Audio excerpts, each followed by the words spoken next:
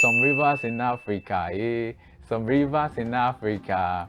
Now, Niger, Benue, Congo, Orange, Limpopo, Zambezi. And this really is nostalgic for me, actually. All right, you're welcome on board today. Oh, thank you so much. Thank you so much for having me. All right, so let's get into the conversation. Hello and welcome to another edition of Plant a Decade Initiative. My name is Anolo Akpoidowu, and I'm the lead initiator of Plant a Decade Initiative. We are focused on the United Nations Sustainable Development Goal Agenda 13, which is climate action, and 15, which is life on land.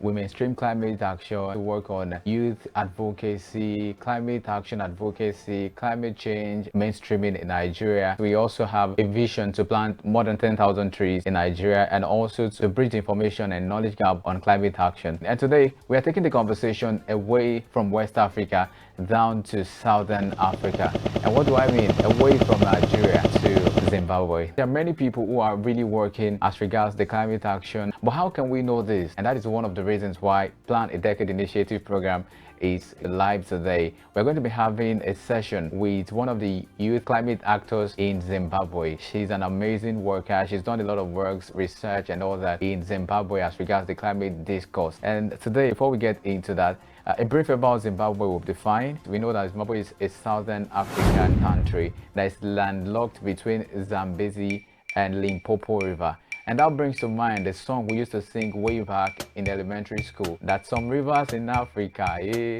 Some rivers in Africa. Now, Niger, Benue, Congo, Orange, Limpopo, Zambezi. And this really is nostalgic for me, actually. I remember way back when we were young singing this song. I never knew where Limpopo or Zambezi is, but I know now that Zimbabwe is landlocked between Limpopo and Zambezi, and it shares borders with South Africa, I think the Gambia as well, and some other countries. And it's also a member of the SADC, South African Development Community, also African Union AU, as well as some other bodies that, of course, we can say countries working together for the same goal. Yes, today we'll get and advance the conversation. Just a brief also about Zimbabwe is that one of the majorly spoken language in Zimbabwe is Shona, and I think on that note I would like to introduce my guest and say Kwaziwai or Murai or Makadi. But yes, before then, of course, I also like to say that the country has about 390,757 kilometers square area of land, and that's massive, but not as much as we have in West Africa, Nigeria. But yes, the conversation is from West Africa to Southern Africa. We have a population of about 17 million according to a recent estimate in 2024, and of course Nigeria is about 220 something million. So it's a lot of gaps, you know, different strokes for different folk. When we come to from the Southern African community down to Nigeria, it's a different ball game entirely. And so we'll be advancing this conversation. I would like to introduce a very important person today. She's joining in from Zimbabwe and I'm in Nigeria, and we'll be having this conversation together. Her name is Christabel Clotilda Miribidi. I hope I got that right. So I would say Kwaziwai Christabel. Kwaziwai. Kwaziwai, how are you? What do you say? All right, you're welcome on board today. Oh, thank you so much. Thank you so much for having me. So let's get into the conversation. But before then, I'll just read a brief about Christabel. Clotilda Miribidi is a young, passionate environmentalist, geography and environmental studies graduate. She is the current clerk of the third Southern African Development Community SADC Youth Parliament, where she also serves under the Natural Resource Governance, Environment and Climate Change Cluster.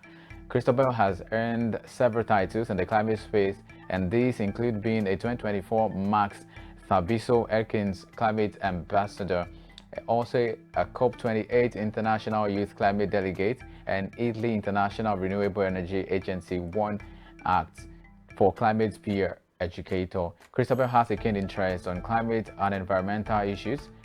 This is noted in her voluntary work with various organizations in the green space, and her work includes capacity building on climate change, climate blogging, call to actions, drafting, policy briefs, mobilizing youth to contribute to pre-COP position papers, leading campaigns and discussions on climate justice, among other roles. She is also a certified climate negotiator, has certificates from Oxford Climate society, United Nations Habitat, and other entities working to build young people's capacity, and is a seasoned volunteer with Zilla Youth Network. She has received several awards on climate and environmental issues, notably during the COP27 in Egypt, Sharm el-Sheikh. Christabel was selected among 20 youth globally for a youth climate dialogue with the United Nations Secretary General Antonio Guterres. So much to say for a young lady. All right, you've done a lot of Thank you work, so really. much. You've attended climate conferences, but of course, let's start with this conversation with your participation in the climate discourse. But of course, we must also ask you this question about personal motivation. What really inspired you to get involved in climate action? If we can start from that end. Okay, thank you so much for that question. I can say what inspired me is my surroundings and the kind of community that I was actually exposed to growing up. You realize that with the climate change coming in, there are a lot of issues that are happening on the ground. I'll give an instance of a community.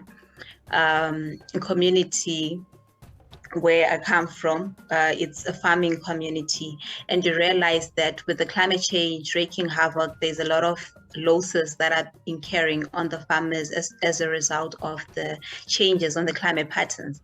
So you realize that at the end of the day, we have issues to do with drought, we have issues to do with hunger, issues to do with starvation. Then at the end of the day, some children have to drop out of school because of this climate ills, because climate change actually has ripple effects. So one effect actually leads to another. So you realize that from the school dropouts, we have the child marriages, we have the drug and substance abuse, we have moral decay, speaking to issues like theft and prostitution. So those are the things that actually motivated me to, try and start focusing to explore what really climate change is, what it entails, and how we can actually focus, or we can actually focus our capacities to see how best we can actually drive this climate agenda. And also the other thing that I can actually attribute to is my motivation actually came when I was still in school.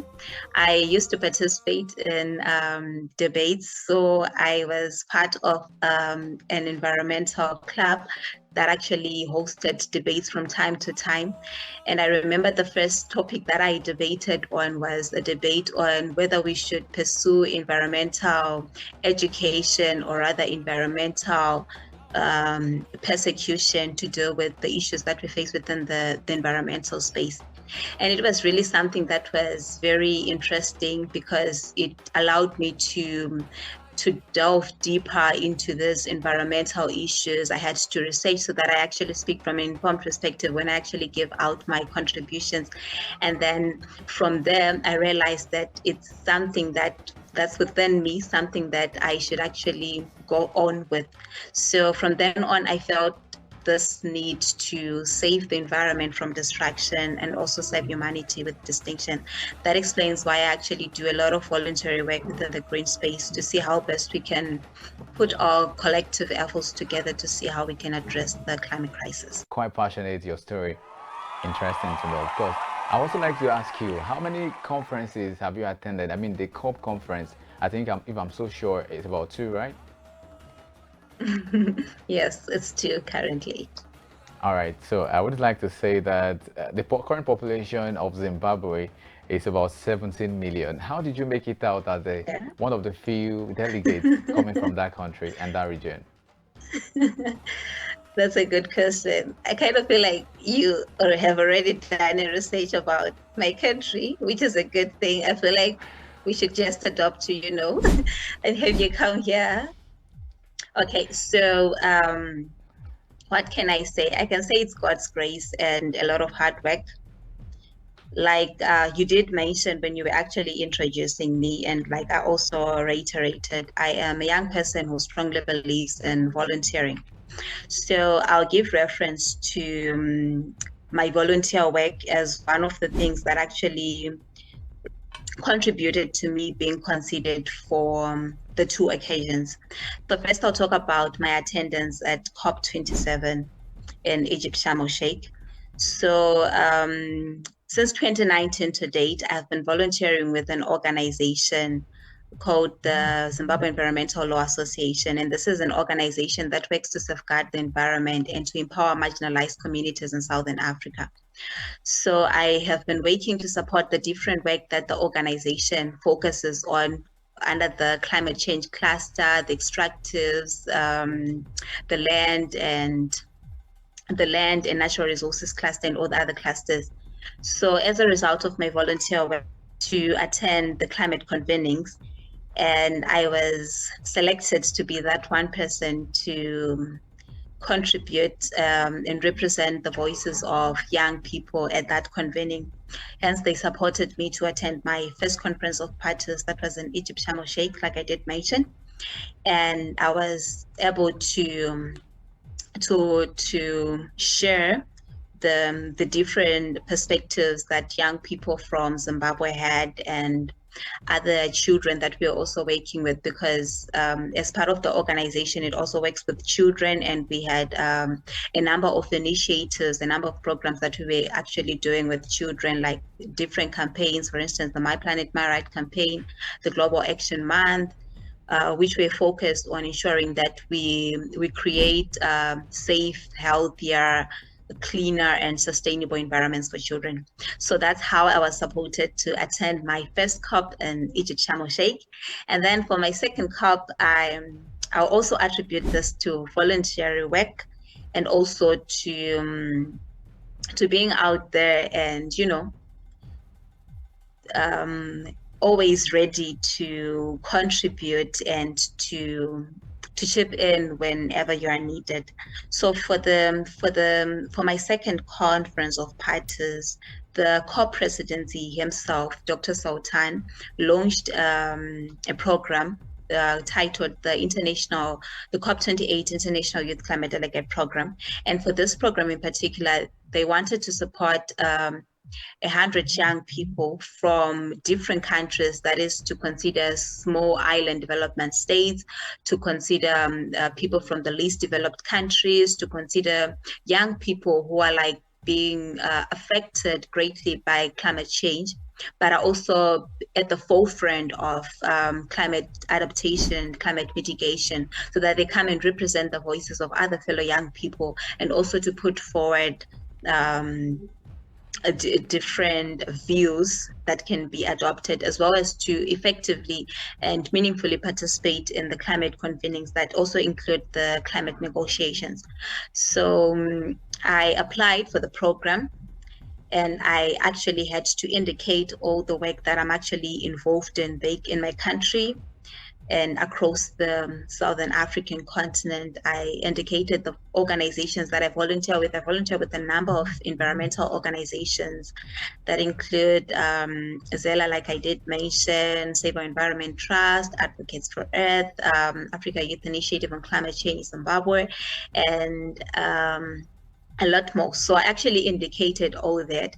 And then I also indicated the programs that I had gotten to do with other international organizations. Like, for instance, I had done a program with the International Renewable Energy Agency, where I was selected to be amongst 140 from 50 countries to be an I ACT peer educator. I ACT standing for I ACT for Climate. So I capacitated young people in Zimbabwe using both the online and the offline platforms, educating them on renewable energy, climate action, just energy transitions, and all those issues that relate to energy and climate. And those are some of the things that I actually had to indicate that this is the impact that I actually have back home. These are the spaces that I've been involved in, and the interactions that I've actually had have allowed for me to gain a broader perspective of what the young people are feeling here in my country and even across the continent. And those are the things that I can actually bring forward and put up.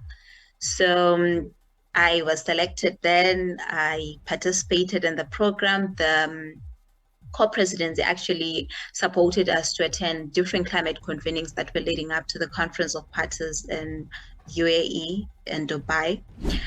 So one of the convenings that I attended personally is the African Climate Summit that was held in Nairobi, and I went there, and I was also part of other different convenings that were also taking place that relate to the climate crisis. So I can actually attribute this to voluntary work. I know it doesn't make a lot of sense to a lot of young people, because it means that you invest your all into it. You need to go out of your way. You need to give your all to make things work. It means you need to invest your time, of which time is money. That's what we all say. You need to invest your time, you need to invest your passion, because when it comes to those issues, you also need to ensure that you are well versed with the issues that you're advancing for. You have a clear understanding of what you say you're going to be representing young people on. So those are the things that I've been working on myself, to try and develop myself, to enhance my knowledge, to make sure that whenever I get to speak, I actually speak from an informed perspective, and I'm actually conversant with the issues when it comes to the climate discourse, as well as being open to participate. I remember at some point in time, one lady, Elizabeth Gulugulu, she's the former Yungo focal point for the Global South. She mobilized young people to initially contribute to the review of the Environmental Management Act. And those are the little things that we actually get to be a part of, but actually add up to something at the end of the day. So I was actually part of it. And then I was also able to do the same back with the other networks that I volunteered with. So it's very important for us as young people to be found in the right spaces at the right time, because it is then that we will be able to come across different opportunities that will help us to be more relevant within the climate space. Yeah, that is what I can say. Wow, so much for a time. I mean, it's quite impressive, some of the things you've done. You spoke extensively about participation, voluntary works, and all that. I think it's very, very important. But I would like to also make this note that if we need to ensure effective climate action in the world, youth must be involved. There's no way around it. Youth must be actively involved. There must be active participation from the youth. And I think that's exactly one of the things we're trying to portray by having you on this very show today, to also encourage as many youth as possible to stand up and raise a voice for the cause they believe, especially the due causes, not the bad ones, by the way. All right, so yes, that's a very good result. You've quite mentioned so many of these very vital points, and it's really encouraging for many of us. Now, straight on to another question. And of course, I want to know if you have had any climate action initiative or project in recent times, and what are your roles and responsibilities? What are you doing? What are the things you are currently working on as regards this whole situation? Climate action, climate adaptation and mitigation, and the extensive United Nations Sustainable Development Goal in general. That's a great question. I actually don't know where to begin on this one. There's quite a lot of work that I'm actually involved in, and some of the work is online, some of the work is offline. But I think I'll just give a reference to a few of the things that I've been working on. So I've been involved in tree planting initiatives. I've been involved in cleanup campaigns. I've been involved in discourses on plastic pollution, because as we all know, plastic production and disposal is actually one of the major contributors to the climate crisis. I've also been involved in capacity building itself. So I'll actually give reference to a campaign that we are currently running under the Zimbabwe Environmental Law Association Youth Network, which is called the Youth Initiative on Corporate Accountability. So this campaign actually seeks to ensure that enterprises respect human rights, and in the process ensure environmental protection, because we're saying that they're supposed to integrate corporate accountability within their core business values and operate within the context of those rights. So as part of the campaign, we actually have a lot of climate justice work that we are engaged in. We actually have 4 clusters. I am coordinating those 4 clusters. That is the writers cluster, the trainers cluster, the creative arts cluster, and the podcast cluster. And the message, the core role of each and every one of these clusters is that they have to advance the campaign using their different areas of specialty. So you realize that within this whole climate discourse and within this journey to address societal concerns, we have our different areas of specialty, we have our different capabilities, and we might not necessarily expect you to give us reference to scientific information when you're not a scientist, but maybe you're a musician, so you can actually bring that on board, and then we put that together and see how best we can deliver on that. So that's one of the campaigns that we're actually running, and it's a regional campaign. So far, it's in Zambia, in Mozambique, and in Zimbabwe, but we are hoping to expand the campaign to other countries as well.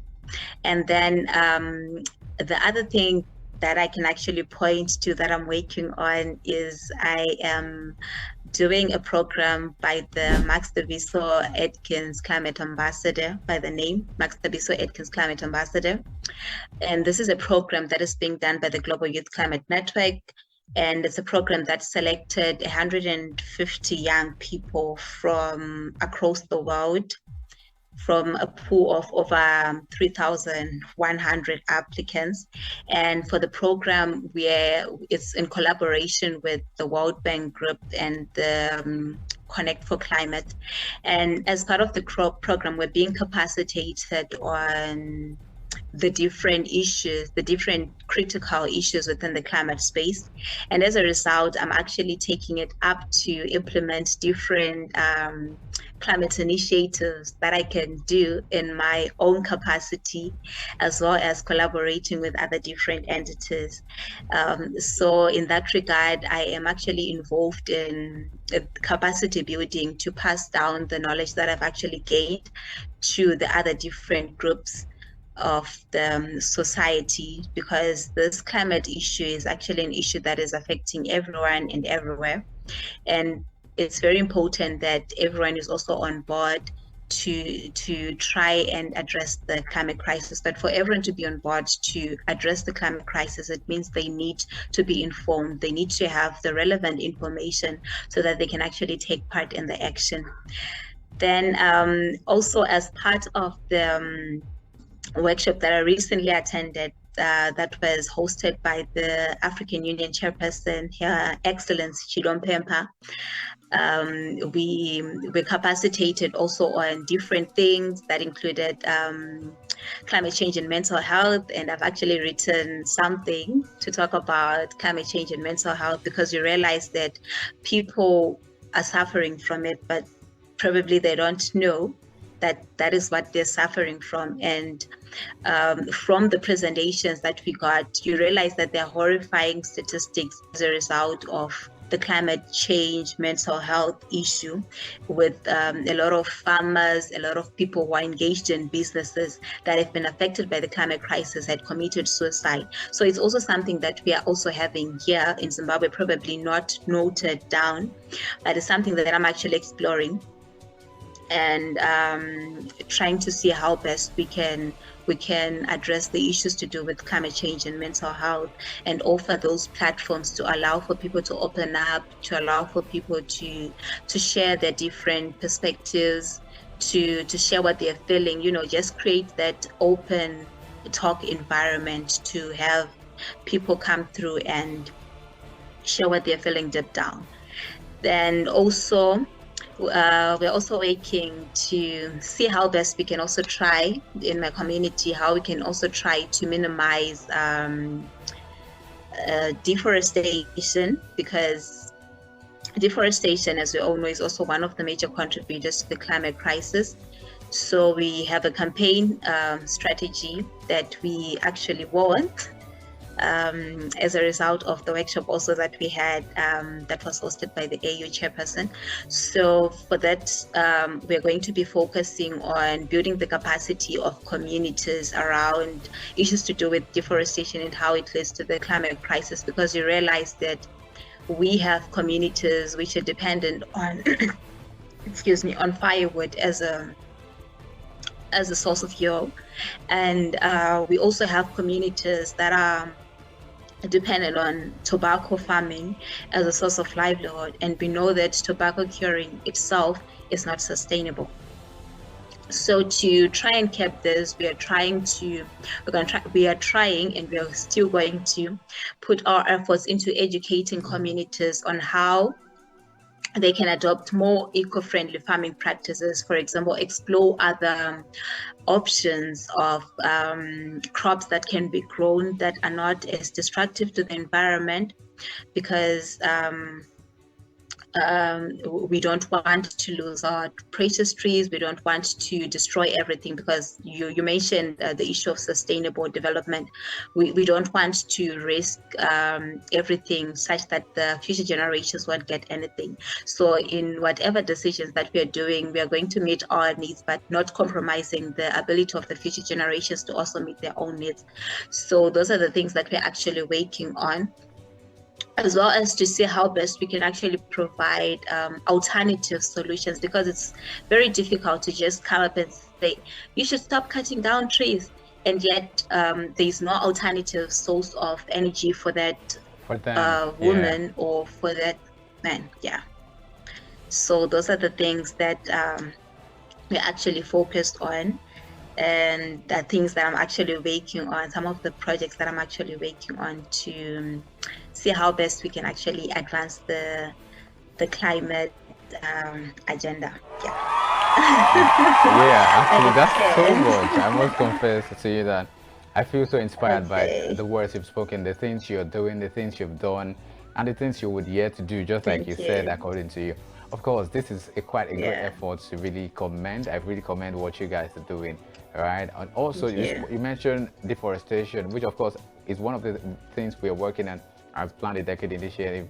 We go about with tree planting campaign, we educate community about the dangers of illegal felling of trees. Nigeria is one of the countries with the highest rate of deforestation in the world, about 3.7% according to United Nations FAO, and of course it's not a good report. We are trying to work against that to ensure that our forest is true preserved, just like we mentioned, for sustainable development for the next generation to also benefit from all of this. Away from that conversation, really, let's get straight into a bit before we round up for today. Two questions in one. How do you collaborate with other youth who are trying to do things in Zimbabwe as regards this whole discourse? And what are the support you think you are going to be needing as an activist for this kind of discourse? Okay, so how do I collaborate with other young people in the green space? That's a very good question. I think I would like to start by saying that collaboration is key when it comes to addressing the climate crisis itself. When it comes to addressing the climate emergency, collaboration is very critical. This is why a great person, I'm forgetting the name, but a great person once said, if you want to go fast, go alone, but if you want to go far, go with others. That actually entails that for us to be able to do something that has a greater impact, we need to collaborate. I think it's also something that I did mention at the onset, that I might not have all the capabilities. I might not be a scientist and be a musician and be everything. But if I collaborate with other people who have those other different areas of specialty, I'm sure we'll actually make a big thing. So how I collaborate personally is that most of my collaboration comes through the voluntary work that I do with the different institutions that I work with in different institutions that I volunteer with, like I did mention. And also when we are having initiatives, when we are having projects that we are implementing, I also approach different organizations that are relevant to the work that I'm actually aiming to implement, and then I collaborate with them. I'll give an example. When I was still in school, when I was still doing my undergrad, at Midland State University, I collaborated with I would collaborate with the Gwera City Council, and sometimes would also engage the Environmental Management Agency.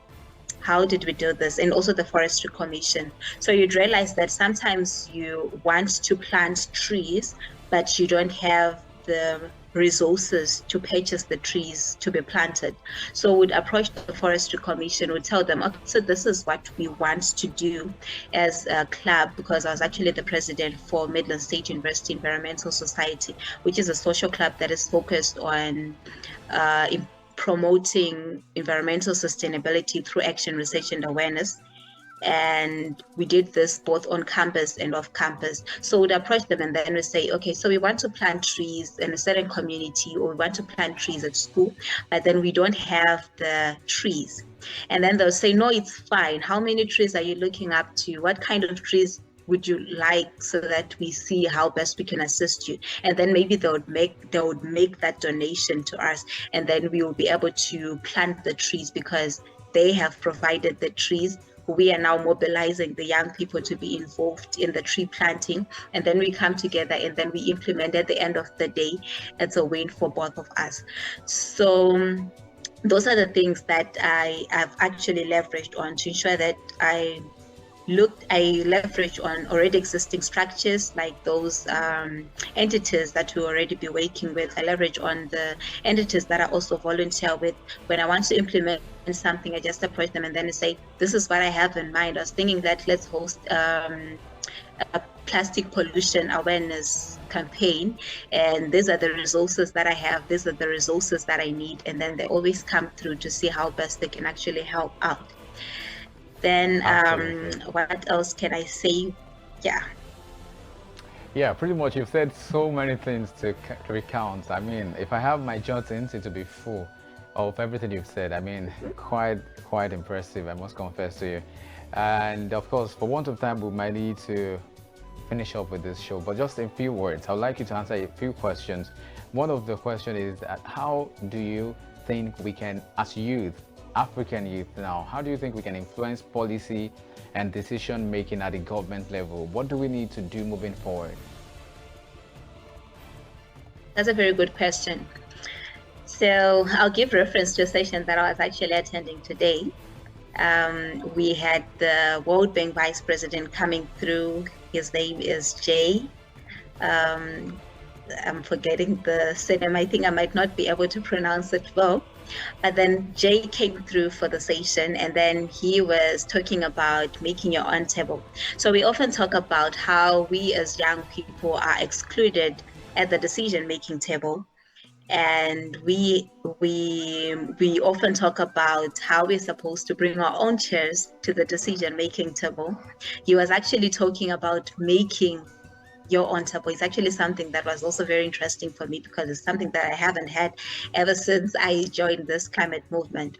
So what I can say when it comes to policy, being involved in policy and advocacy work, is that it's very important for us to make sure that we are found in the right spaces. We are found in the spaces where important decisions concerning us are being made, because at the end of the day, we are going to be the generation to face whatever consequences we have to face, because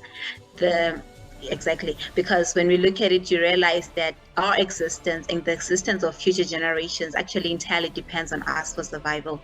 So we need to be found in the right spaces. How? I'll take, for instance, what's happening in my country right now. We are having the climate change bill that is being drafted.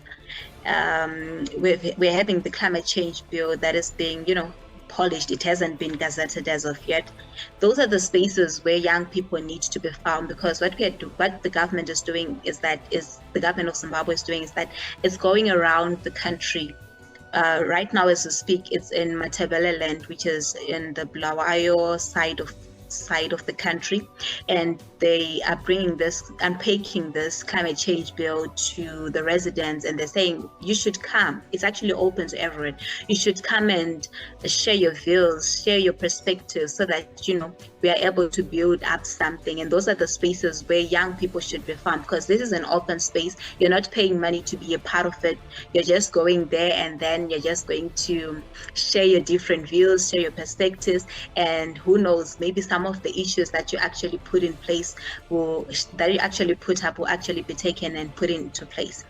So it's those things that we actually need to be found contributing to the review of the Environmental Management Act. I'm actually proud to say that I've actually contributed to that. And I'll continue to do that. We have the Mines and Minerals Bills. We have a lot of acts and legislations that are continuously reviewed from time to time. So it's only when we are on board that we are actually able to contribute effectively and meaningfully to those discussions. I also want to give reference to something else that I'm also involved in.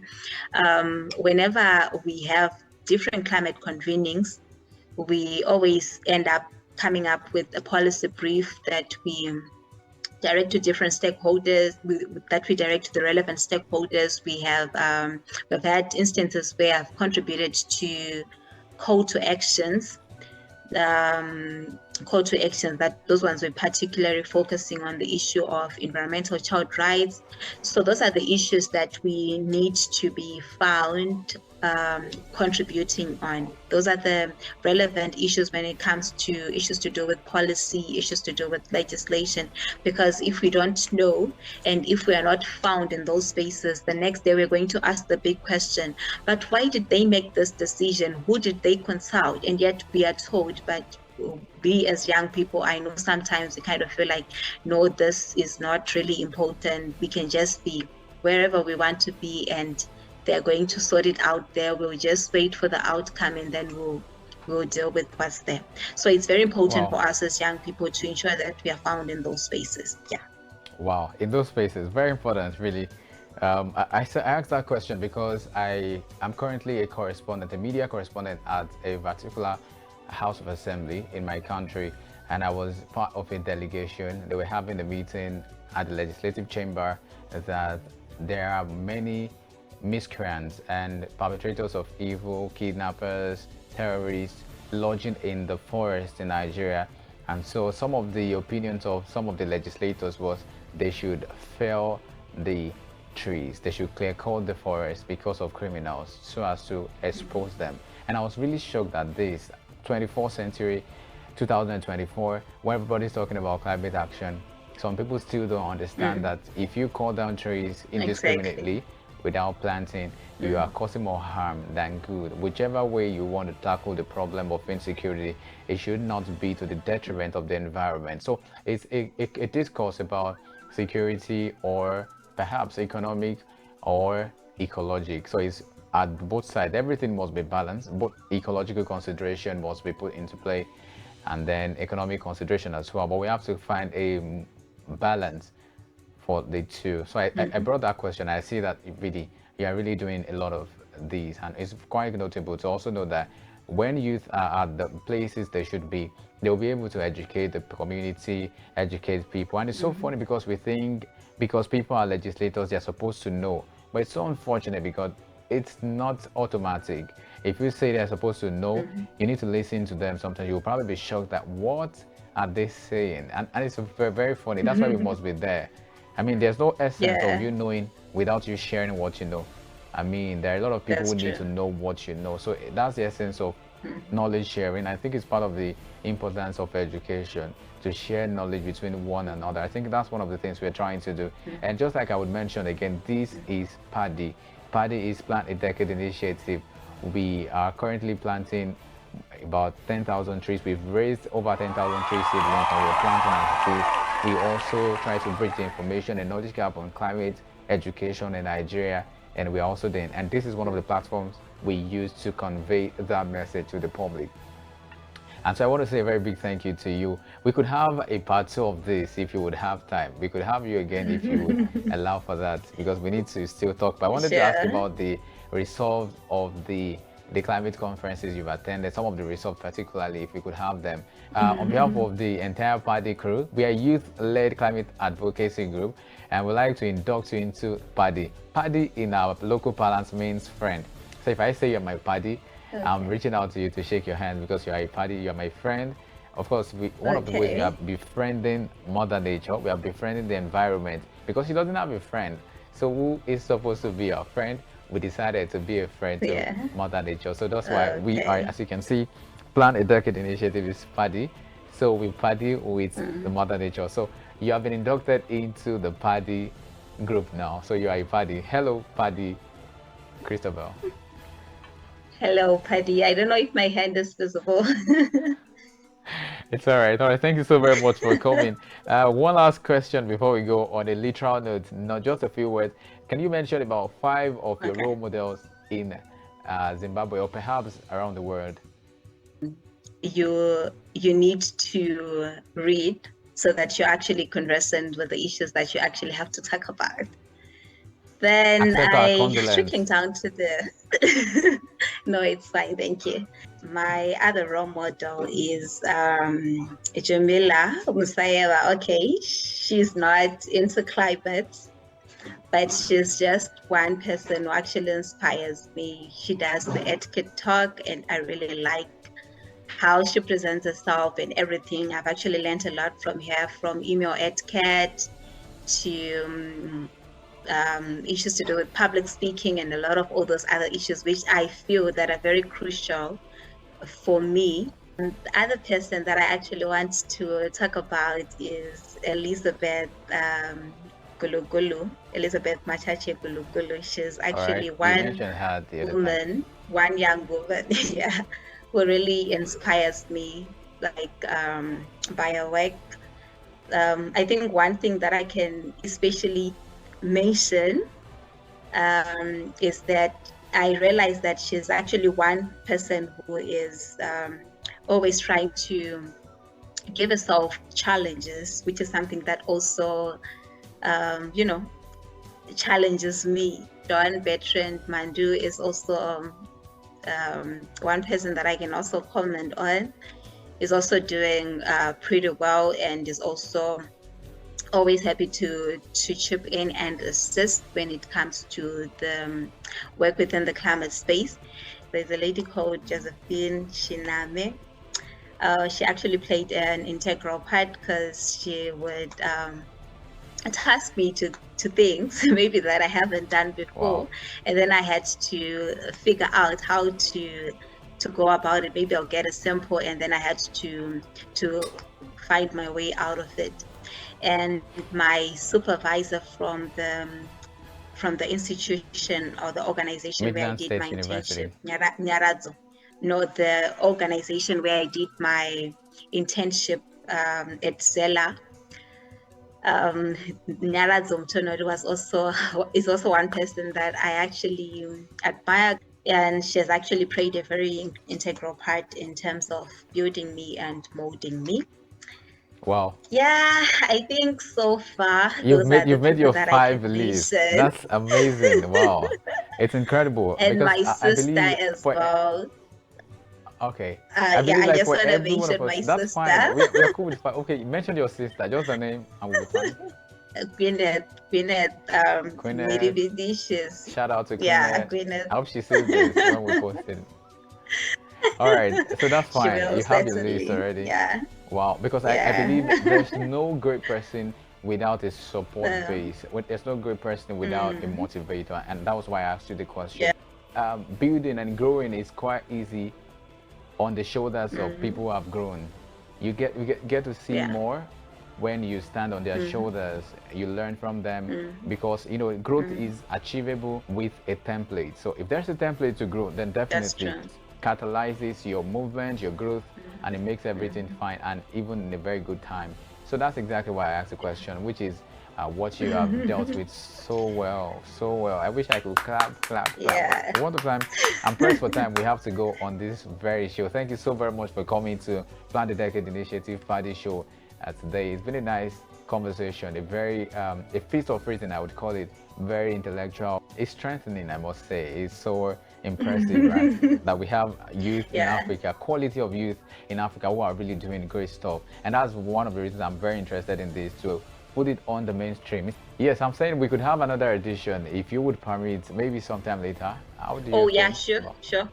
oh, very well. That would be Very well. great. Thank you so very much, Yeah. Nigerians, people in diaspora. Thank you so very much for joining Plant a Decade Initiative. My name once and again is Yeah. Andolwa, and I've had the honor of having from Zimbabwe live Christabel, Clotilda. I don't know the last one. Miburi D, you want to help me?